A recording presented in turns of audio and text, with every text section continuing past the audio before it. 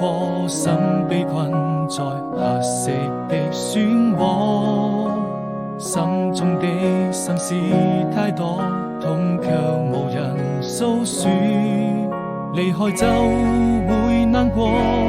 愛人總要飽受折磨。美好生活，那年的夏天，坐在窗邊眺望着，背着雨成日落，怕自己內心那麼脆弱，還無法擺脫，照亮了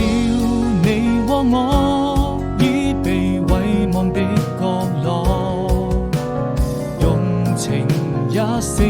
我，非我撲火。對與錯，終究還是沒得到結果，